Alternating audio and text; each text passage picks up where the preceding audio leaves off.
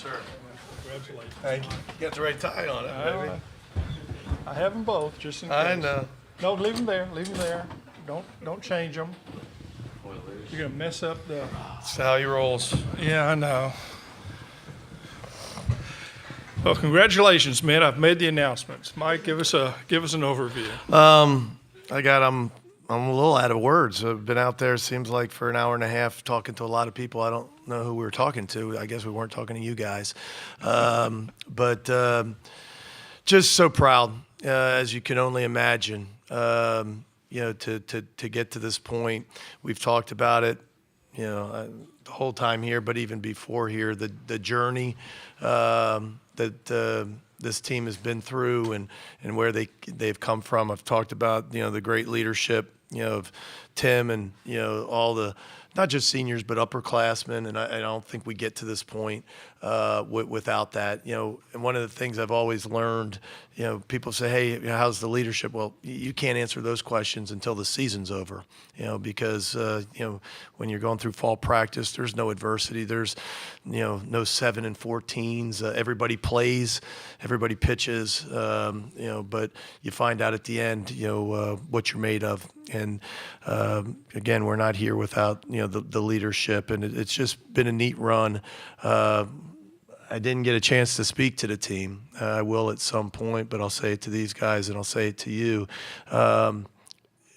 It's cool. People say, hey, what are you feeling? I'm just so happy for them. I'm happy for all these guys and what they've done to put themselves in position to learn life lessons here, right? That's why we do these things, is to learn things in intercollegiate athletics. And these guys have been great representatives, and again, just have been sensational. And we just want to thank them. A great coaching staff that I'm blessed with, but we want to thank the players for allowing us to be along for this great ride. Okay, Mike, sit back and relax. We're going to ask questions for the student athletes now. It may be a while, so we'll start right here. Michael Katz, Daily Journal. Tim, in February, I remember you telling us that this is where you guys wanted to be, and that this is what you came back for. Now that you got the job done, what are you feeling right now? It's hard to put into words.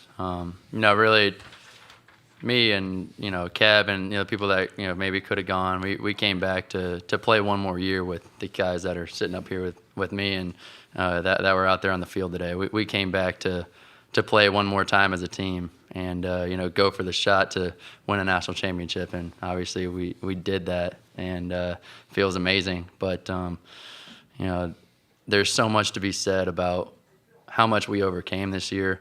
How much we had to fight through, how much we had to pick each other up and never let ourselves get too down. This story of our season is going to be told for years and years and years to come. And this is the best Ole Miss baseball team in history, and it feels so good, and it's an honor to be a part of it. Okay, over here. Nick Suss with the Clarion Ledger. Brandon, from the second the ball hit Dunhurst's glove to the dog pile, just kind of what did that emotion feel like getting the last out of the College World Series? There was no emotion. I kind of blacked out. Usually after a game, I usually have something, not choreographed, but I know what I'm going to do after the game. And there, I had no emotion. It was a dream come true.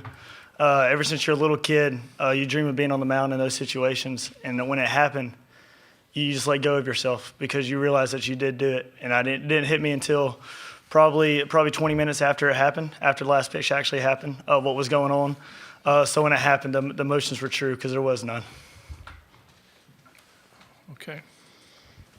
Dylan, Austin Elder with the Rebel Walk. You go from transfer into Ole Miss this year, weren't in the starting rotation at the beginning of the year, to now the most outstanding player of the College World Series. Just talk about your emotions right now after this national championship. It's kind of hard to put them into words. I just feel blessed to be a part of this team, to be a part of these coaches. They've taught me so much this year. I've grown up so much just in that aspect of being a teammate, being a better teammate, being just looking up to Tim, really. He's like a mentor to me. The way he's just picked me up, kept me going, put my head on straight. I've never seen someone like that, and it's truly a blessing to have this team and these coaching staffs. John. Tim, John Sokoloff with WCBI TV down in Columbus. You mentioned how much all these guys mean to you. You played seems like 1 million games with all of them. I mean, how emotional is it for you knowing that, it was your last game with them? And also, I mean, what does it mean to be able to know that you guys went out kind of on top? Yeah, it hasn't really quite sunk in yet that, this was my last game in a Ole Miss baseball uniform, and, playing with this team and the guys that I played with for so many years. But, right now I'm just proud to be a national champion and be a part of a team that did some amazing things this year. That's what I'm proud of right now. Okay, right here. Jake Thompson with the Ole Miss Spirit. For Dylan or Brandon or both, just can y'all put into words what this past month has been and the pitching staff and the performances that y'all gave just from Miami, Hattiesburg, and this past week? Brandon, you go. start. Yeah, I got it. Brandon. We knew we were this staff from the beginning of the year. Even in the fall, we saw how competitive it was. So when we were going through that 7-14 time or the struggles, we knew that wasn't us. So being able to get the recognition that the staff deserves, really from the starting standpoint, Dylan and Elliott took off from it, and then the bullpen, we pitched our ability. So we always knew that we were capable of doing what we have done for the past month or so. It just feels great to actually see the work that we put in, go out and be successful. Dylan. I can't top that. That was spot on. Okay, Aaron. Aaron Fitt, D1 Baseball. For Tim, kind of building on what Dylan said earlier about the coaching staff, and for a guy who's been here as long as you have, playing for these guys, first of all, what does it mean to you to help them get to this point?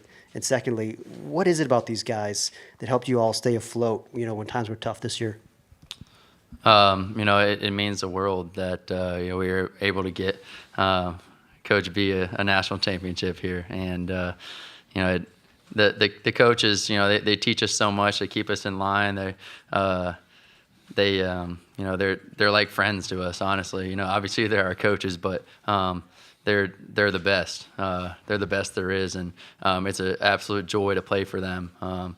It's a joy just to go to the field every day and practice and be around them. And I couldn't have asked for a better coach, head coach, hitting coach, pitching coach, all the coaches. I couldn't have asked for better ones to play for 5 years. And it brings joy to my heart to win a national championship for them.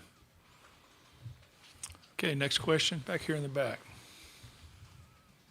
Kevin Rempe, KMTV here. And for you guys, talk to me about what was going through your heads in the bottom of the 8th inning. Jacob, why don't you start? I kind of knew we were going to start the scoring either in the 8th or the 9th. I mean, that's just how we are. We're going to put the pressure on. We're not just going to strike out strike out the side and sit down. We're going to fight, and luckily I got a hit, and I finally got to help the team out this week. So I'm just glad I got to help out, and then everyone else had great at-bats to get us those runs. I knew Gonzo was going to get a hit. I knew it the whole time. Nice, Gonzo. Okay, next question. Okay, you do have one. Okay. Nick says, Clarion Ledger. Tim, Mike's been joking all month about the statue. I'm sure you've seen people talking about it on Twitter. Where do you want it? I don't really want one. I kind of just want one of all of us holding the national championship trophy. That's what I want. Okay, we have a Zoom question. Please give us your name and affiliation. Ask the question. Mitch Davis, the Mitch Davis Show. Tim, I want to ask you, what does Ole Miss mean to you? And obviously, you've been here a long time. When now it's all said and done, what do you want your lasting legacy to be on this place? Ole Miss means the world to me. I had to make a decision last year what I was going to do, and I remember that following the draft, I was praying and trying to figure out what I was going to do, and God told me that I'm not done here at Ole Miss, And I listened to that, and I was like, all right, well, let's do this thing then. And, I came back, and it was the best decision I could have ever made. And, it was a crazy road to get where we are. But, I remember after we lost to Mississippi State at home, I called my sister in the car, and she knew that, obviously we were struggling, and it was kind of taking a little bit of a toll on me. And, I remember talking to her, and she just said, you just got to trust God. He didn't bring you back here for no reason. And I remember hanging up the phone, and I was praying out loud, talking to God, and just asking him, what's going on here? Why did I come back here, and why, this isn't going how I thought it was going to go. And I remember just hearing one word that he was telling me in the back of my head, and it was believe. That's all he was telling me was believe. And I was like, all right, I'm gonna believe. I'm gonna do it. And I tried to harp on that to the guys, and keep the spirits up. And boy, was God right. We just had to keep believing, man. And we kept believing and fighting. And we won a national championship for Ole Miss, and all the past players and all the fans across the country, and for the state of Mississippi and the University of Mississippi. We did it. We're national champs. And that is a good way to end the players portion of it. Guys, congratulations. I'll tell you what, this is a feeling that you'll never forget. Promise you. Thank you. Thank you. Thank you. Thank you. Thank you.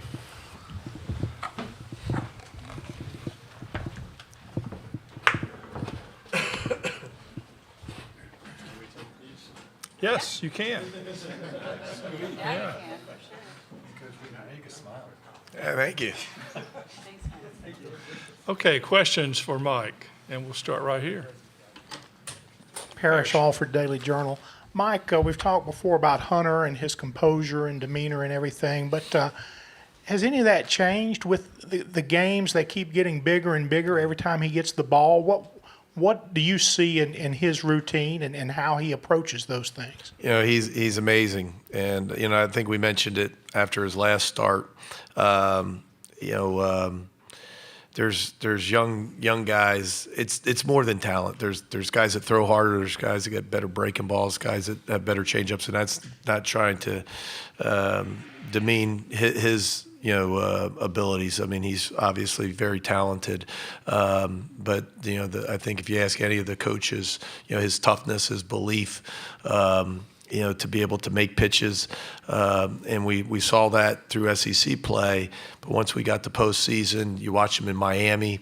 I've mentioned where we had bases loaded. You're playing the national seed on their park, or in their park on their field.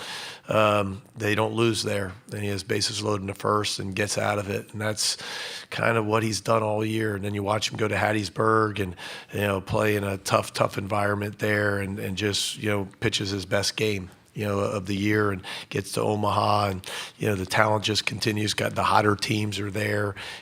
He just continues. The bigger the stage, the better he gets, and that's when you watch enough sports like you have and I have, that's what the great ones do, don't they? When the stage is big, and the importance of the game, that's when they really shine, and he's one of those guys.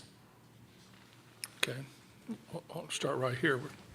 Coach Austin Udge with the Rebel Walk. I know for you, every group that you have is special, but this one in particular, just talk about your emotions and what this particular group of guys means for you after they won a national championship. Yeah, it's hard to put into words, to be honest. I mean, game ends and a lot of hugs and a lot of Gatorade and a lot of interviews out there, and everybody's asking you about your emotions. It's tough, but this team, when you've listened to them and interviewed them, I mean,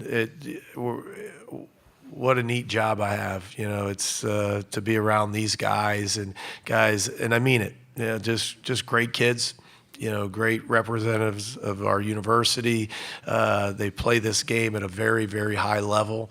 And they're just good guys. And we've had great leadership, as I mentioned earlier, and just to watch them do this, I shared with them, and I said it several times now, life's tough, and there's bad things that happen to everybody. Good people, bad things happen. And, these guys have worked really hard, and I think they've showed, a lot of people, that, you can fall down, you can stumble, and you can fail, but that doesn't mean you're a failure. If you continue to work hard, you continue to push, and you continue to believe, as Tim said, you can accomplish anything. That's not some poster or some tweet, to motivate you. We've all heard that. These guys have lived that, this season. They really have. They've fallen down where, not a lot of people believe that they were any good anymore, and a lot of people may have been disappointed in them. And I get that. It's sports, and that's part of it. But they didn't let that affect them. They continued to believe in one another. They continued to push. I think that's why you had 20,000 plus fans show up, here. Because this is a special group. They knew it was a special group. It wasn't just a national championship. I honestly believe that. I mean, during the trophy presentation, when you look in the stands, the stadium holds 25,000, and it looked almost still packed. That's how many fans we had here. And so this group of young men, I think, people have fallen in love with them, their story, and where they come from, and they had a lot of people rooting for them, and not just Ole Miss fans.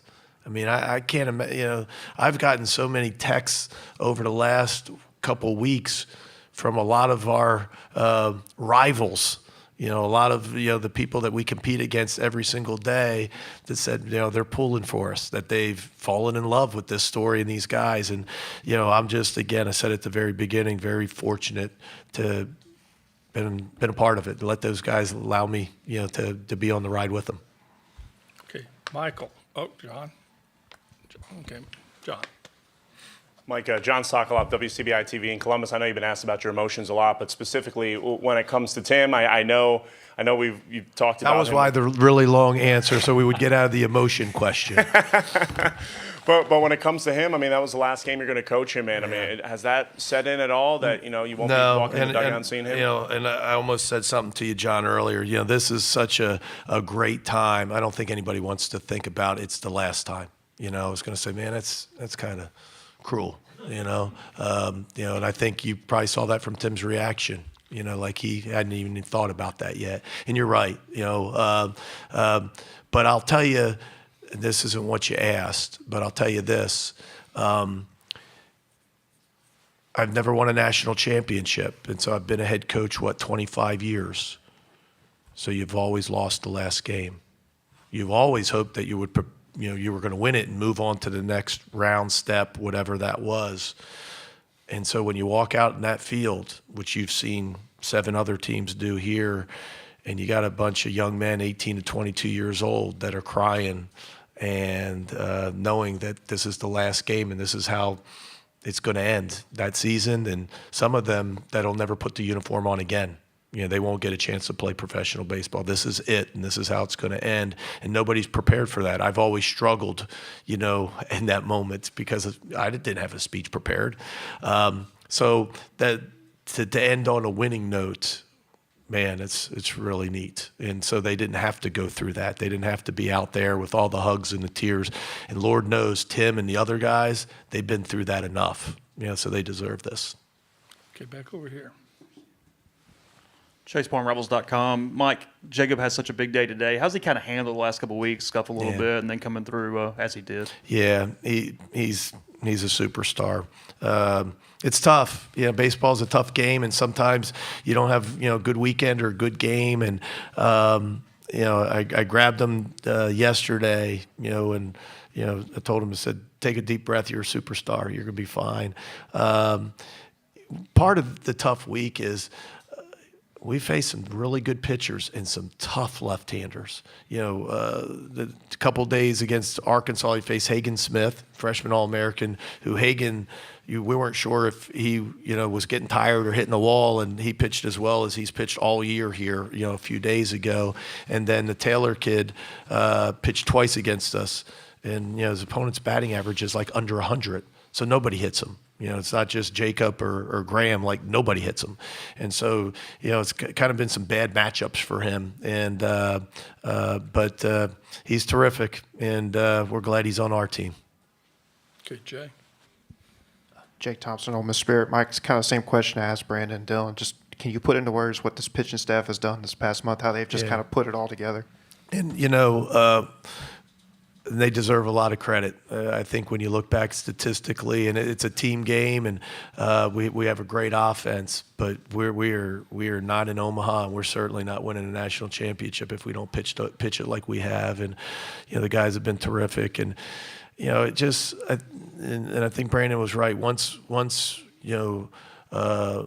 DeLucia became the ace that he did, you're a different team. When you don't have an ace, it's hard to win, and especially in our league. I mean, Friday nights are a bear in the SEC, and if you don't have a guy that can match up with the other team's ace, you have no shot. And I think once that happened, and then Hunter came along, and kind of filled in that 2 slot.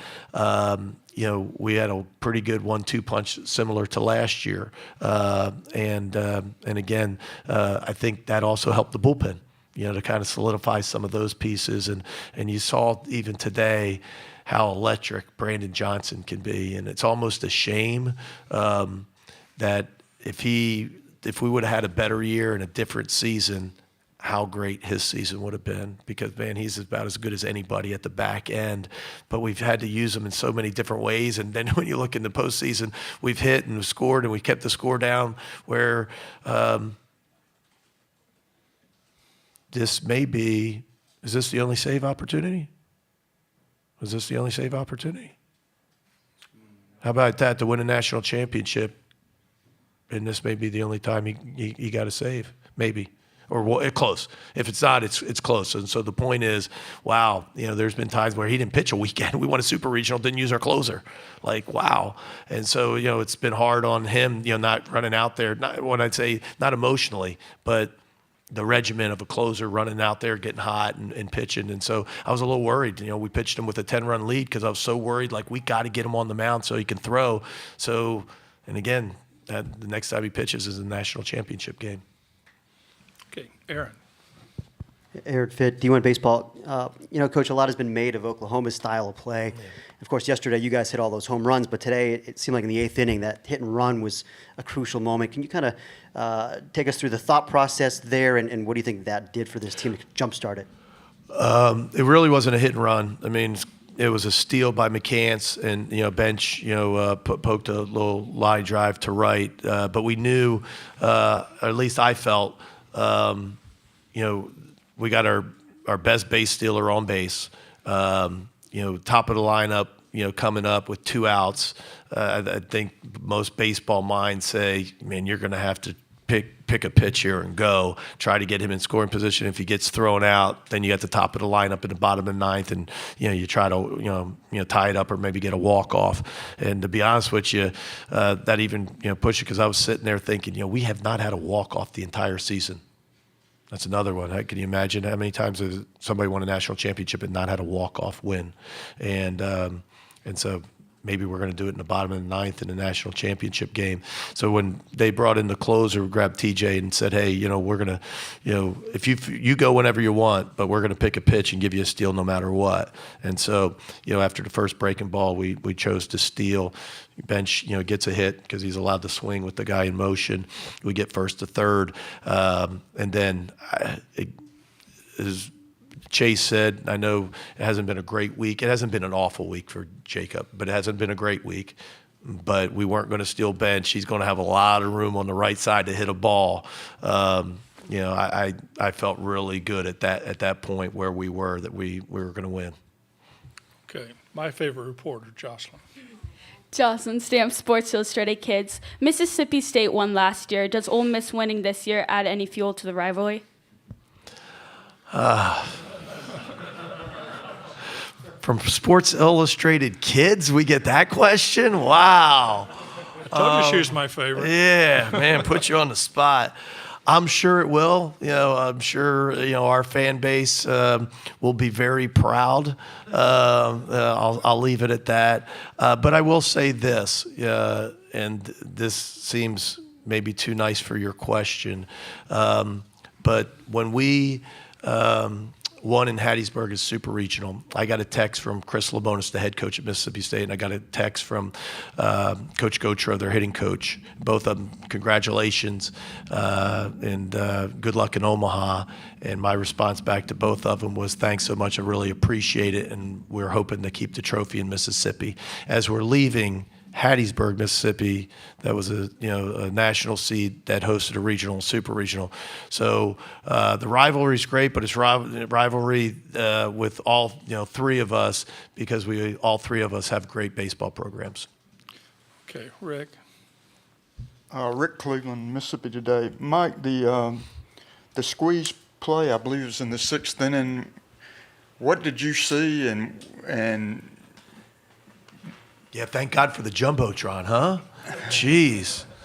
Yeah, I was frustrated because I went out, the pitch before and knew that they would safety squeeze, or thought they would safety squeeze. So we went and just made sure everybody knew what they were supposed to do. Terrific bunt, by their leadoff guy. And Hunter being left-handed, made the play much more difficult for him. He throws the ball, and of course, another bunt play in this World Series. It looks like we're going to screw up, and the ball goes in, and we give up the run. And as I just by chance, because I don't look at the Jumbotron a lot, I just looked up, not because of that.